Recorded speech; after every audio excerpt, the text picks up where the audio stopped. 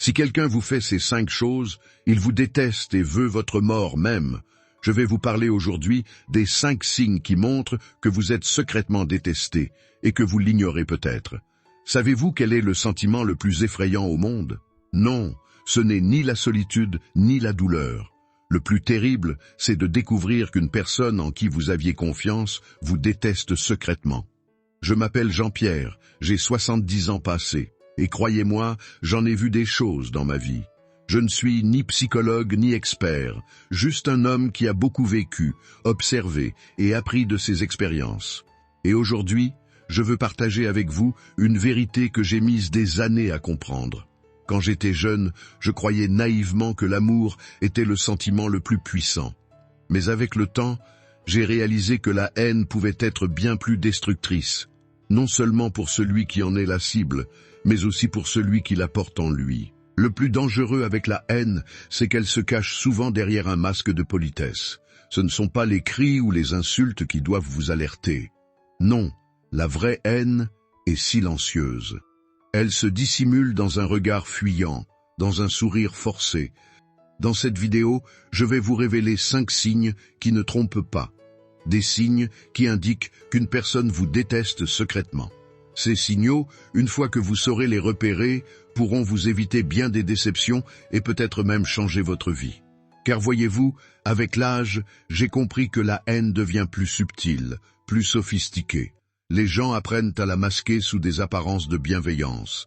Et si vous ne savez pas décoder ces signes, vous risquez de rester prisonnier des relations toxiques sans même vous en rendre compte. Restez jusqu'à la fin, car je garde le signe le plus révélateur pour la conclusion. Un signe qui, une fois que vous le connaîtrez, pourrait vous épargner des années de souffrance inutiles.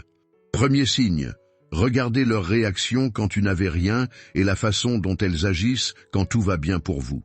Le premier signe, et c'est le plus important, regardez attentivement leurs réactions quand vous n'avez rien, et observez comment ils se comportent quand tout va bien pour vous. Vous savez, toute ma vie, j'ai toujours répété cette vérité simple. On ne connaît pas vraiment une personne à la façon dont elle se comporte quand tout va mal pour vous.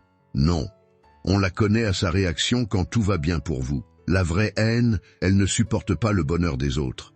Je vais vous raconter une histoire personnelle qui m'a marqué. J'avais un voisin, appelons-le Salomon. Il était toujours souriant, vous savez, ce genre de personne qui vous apporte des fruits de son jardin, qui vous salue chaque matin. Quand ma vie était, disons, normale, moyenne, il était très attentionné, vraiment. Mais dès que j'ai commencé à avoir un peu de succès, sa bonté s'est comme évaporée. Du jour au lendemain, plus de visites, il m'évitait même. Et puis un jour, par hasard, je l'ai entendu parler de moi au magasin. Oh, lui, il a juste fait un bon mariage, rien d'extraordinaire. Écoutez-moi bien, une personne qui vous déteste ne vous le dira jamais directement. Elle ne vous dira jamais « je suis content que tu aies échoué ». Non, elle va cacher ça derrière des blagues, des soi-disant conseils d'amis, des « je te l'avais bien dit ». Mais vous le sentirez. Croyez-moi, vous le sentirez dans votre chair. Vous parlez d'un échec et soudain, vous voyez cette personne qui s'anime, qui devient plus attentive. Vous partagez un malheur, et la voilà qui commence à philosopher sur le karma, comme si elle se réjouissait que la vie vous punisse. Et laissez-moi vous dire quelque chose que beaucoup de gens sous-estiment. Si vous avez à côté de vous quelqu'un qui se réjouit secrètement de vos échecs, ne vous faites pas d'illusions. Ni l'éducation, ni les souvenirs communs, ni même les liens du sang ne peuvent changer ça. Cette joie malsaine devant la souffrance des autres, c'est un poison. Un poison qui tue l'âme, et vous ne pourrez pas le guérir avec de la gentillesse. Cette personne va juste continuer à vous vider de votre énergie jusqu'à ce qu'il ne reste plus rien. Faites un test tout simple. La prochaine fois qu'il vous arrive quelque chose de positif, racontez-le à cette personne. Mais surtout, regardez ses yeux. Si vous y voyez passer une ombre, comme un voile de froid ou de fatigue, mémorisez bien ce moment. C'est là que vous voyez la vérité. Notre âme voit toujours ce que notre esprit refuse d'admettre. Je vous en prie, ne faites pas l'erreur d'ignorer ces signes. Si quelqu'un s'anime quand vous allez mal, ce n'est pas un hasard. C'est sa vraie nature qui se révèle. N'essayez pas de prouver que vous êtes une bonne personne. Ne vous justifiez pas. Ne perdez pas votre temps à expliquer. Éloignez-vous, tout simplement. Parce que voyez-vous, l'amour, ça peut se reconquérir. La confiance, on peut la reconstruire. mais la capacité à se réjouir sincèrement du bonheur des autres. Ça ne s'achète pas, ça ne se force pas. Soit on l'a, soit on ne l'a pas. Ensuite, je vais parler du deuxième signe. Comment la haine se cache dans les mots de soutien. Parlons maintenant du deuxième signe, et c'est peut-être le plus subtil. Comment la haine se cache derrière les mots de soutien. C'est quand une personne semble être là pour vous, dit « je suis avec toi ». Mais chacun de ces mots est comme une petite aiguille qui vous blesse. Et vous savez ce qui est le plus dangereux? C'est que vous ne réalisez pas immédiatement ce qui vous fait mal. Les gens vraiment toxiques, ce ne sont pas ceux qui crient ou qui s'énervent ouvertement. Non. Les plus dangereux, ce sont ceux qui parlent doucement, qui semblent vous consoler, qui ont l'air d'être présents. Mais chacune de leurs paroles est comme une goutte de poison dans votre thé. Au début, vous ne sentez rien, puis petit à petit, vous commencez à vous affaiblir. Laissez-moi vous donner un exemple concret. J'ai connu Raya, une femme extraordinaire qui travaillait comme infirmière. Elle avait cette amie, Maria, qui semblait toujours la soutenir. Quand Raya parlait de son rêve de se marier, Maria lui répondait avec un petit sourire. « Oh, tu sais, à ton âge, l'essentiel c'est d'avoir quelqu'un, n'importe qui. » Quand Raya évoquait son projet d'ouvrir son propre salon, Maria lui disait « Tu peux essayer bien sûr, mais tu sais, en ce moment tout est si cher, les gens font attention à leurs dépenses. » Et vous savez ce qui est le plus triste dans cette histoire? Raya a fini par perdre confiance en elle, non pas parce qu'elle manquait de capacité, mais parce qu'elle était constamment exposée à ce poison déguisé en bienveillance. Je vais vous dire quelque chose d'important. La haine ne se manifeste pas toujours par de la méchanceté évidente. Parfois, elle se cache derrière une façade d'inquiétude. La personne pose sa main sur votre épaule et vous dit « Tu sais, tout le monde ne peut pas réussir ou ne soit pas triste, mais tu n'as plus 20 ans, il faut être réaliste. » Les mots semblent bienveillants, mais ils ne contiennent ni véritable soutien, ni foi en vous. Ils ne font que vous rappeler subtilement que vous êtes moins que ce que vous pourriez être. Et voici le plus pernicieux. Ces personnes vous tendent un miroir déformant dans lequel vous ne voyez plus votre vrai potentiel, mais uniquement leurs doutes et leur mépris. Et petit à petit, vous commencez à douter de vous-même. Je vous en prie, soyez attentifs à ces signes. Si après avoir parlé avec quelqu'un, vous avez l'impression que vos ailes se sont brisées, ce n'est pas un ami. C'est quelqu'un qui détruit lentement votre équilibre intérieur. Un jour, un de mes patients m'a confié que sa femme lui répétait sans cesse « Tu es doué, bien sûr, mais sans moi, tu serais complètement perdu. » Et vous savez quoi? Il a vraiment commencé à se perdre, à douter de chaque décision, à avoir peur d'agir seul. Mais l'amour véritable ne diminue pas, il élève. Tout ce qui vous rend plus petit, tout ce qui érode votre confiance en vous, ce n'est pas du soutien, c'est de la haine déguisée. Réfléchissez un instant. Combien de fois vous a-t-on dit « je plaisante », c'est tout alors que vous sentiez que la blague visait précisément vos points sensibles? Combien de fois vous a-t-on conseillé d'être plus modeste, de ne pas prendre la grosse tête, de redescendre sur terre juste au moment où vous commenciez à prendre votre envol? Les gens qui vous aiment vraiment utilisent des mots différents. Ils vous disent « je suis fier de toi »,« tu peux y arriver »,« je suis là pour toi ». Leur soutien n'est pas une ombre, c'est une lumière qui vous guide. Et voici un dernier point crucial. Méfiez-vous de la pitié. La pitié n'est que l'autre face du mépris. Quand quelqu'un a pitié de vous, il vous place automatiquement plus bas que lui. L'amour véritable ne fait pas ça. L'amour comprend, aide, soutient, mais ne vous rend jamais plus faible. Alors, la prochaine fois qu'une personne vous dira des mots de soutien après lesquels vous vous sentirez plus lourd, plus petit, rappelez-vous, cette personne n'est pas vraiment de votre côté, même si elle-même n'en a pas conscience. Ne vous disputez pas, n'accusez personne, gardez simplement vos distances.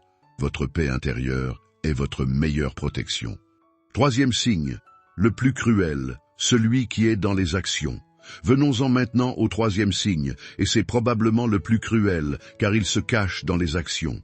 Ce n'est pas dans les mots, ce n'est pas dans les regards, c'est dans les petits gestes du quotidien.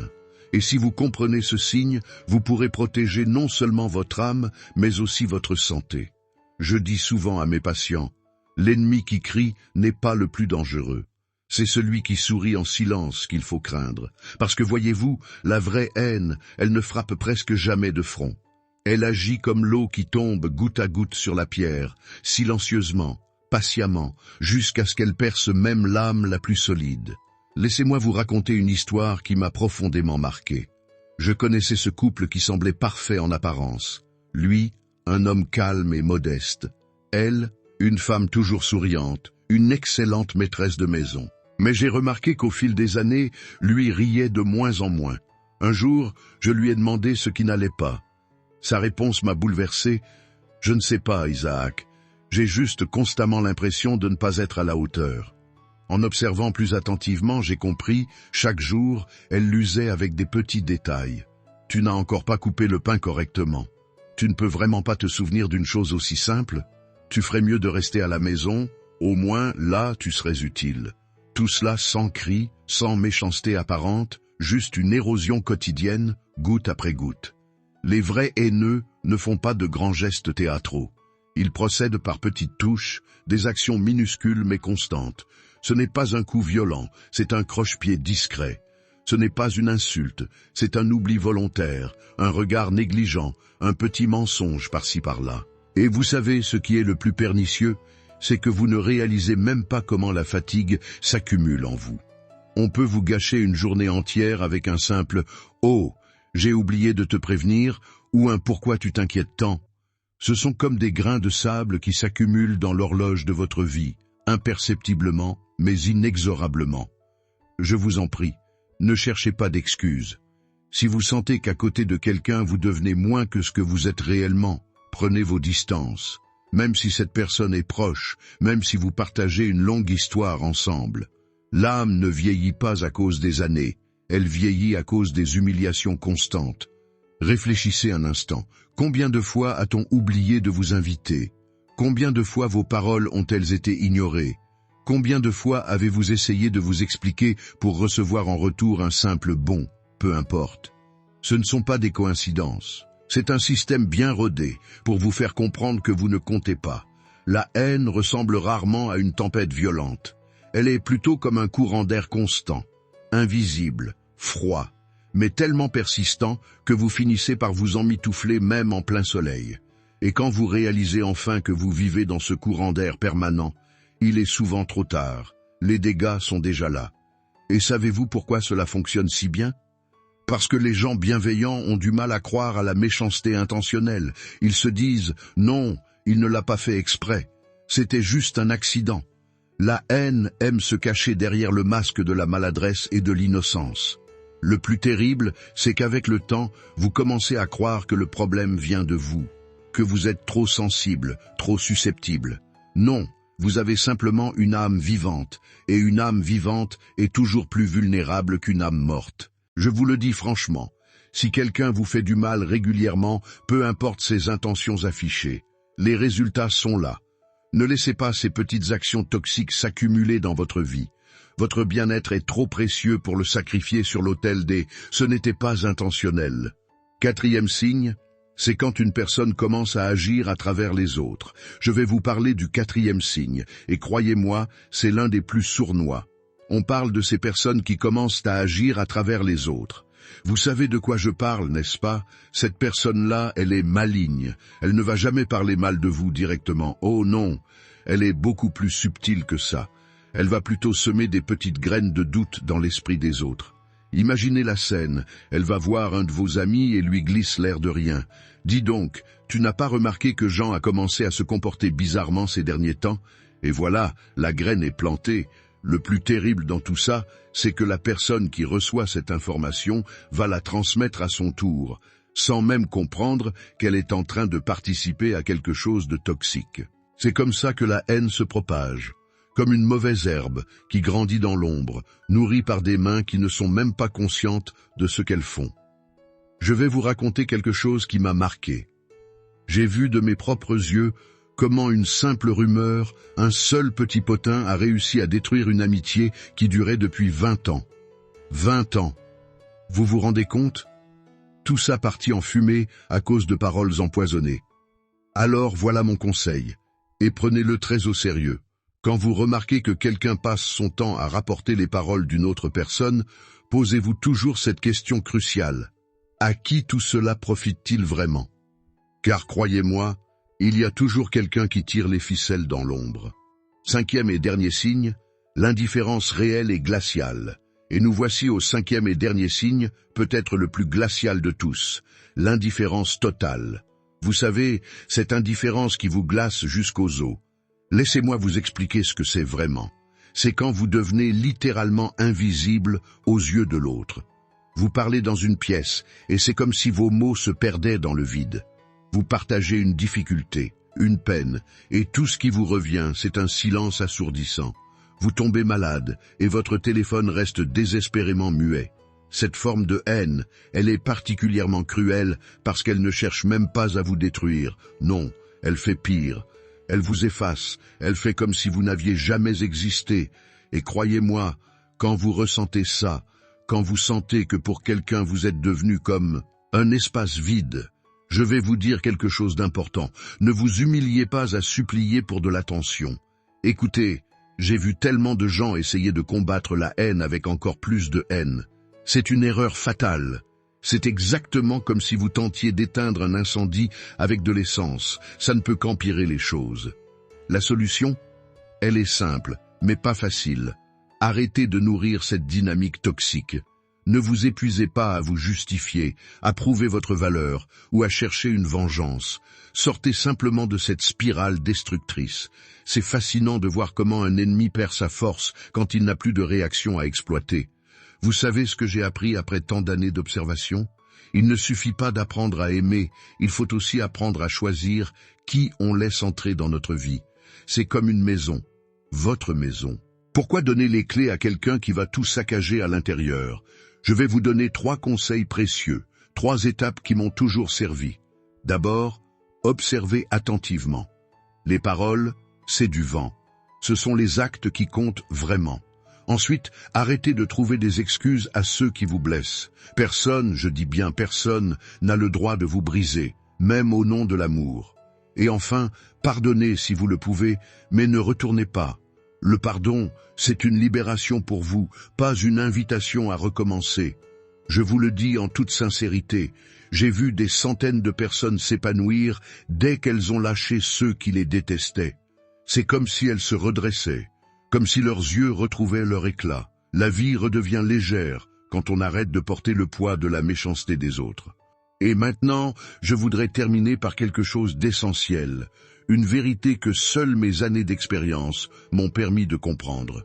Vous savez, on ne nous déteste jamais pour ce que nous sommes réellement, mais pour ce que les autres ne parviennent pas à devenir. Cette haine, aussi paradoxale que cela puisse paraître, est une reconnaissance silencieuse de notre force. Alors, la prochaine fois que vous sentirez ce froid, ce rejet de la part de quelqu'un, ne vous laissez pas abattre. Dites-vous simplement, si cette personne me déteste, c'est qu'il y a en moi une lumière qu'elle ne peut pas atteindre. Prenez soin de votre cœur, protégez-le comme un temple sacré. Ne laissez pas entrer ceux qui y viennent avec des intentions impures. Nettoyez votre espace intérieur des énergies négatives et vous verrez la paix revenir naturellement. Si cette vidéo vous a parlé, si vous traversez actuellement une période difficile où vous vous sentez trahi ou blessé, n'oubliez jamais que tout n'est pas perdu tant que vous gardez votre bonté intérieure. Partagez votre expérience dans les commentaires, racontez-moi quel aspect vous a le plus touché. Et souvenez-vous, même dans un monde qui peut sembler froid, vous avez le pouvoir de rester une source de chaleur et de lumière.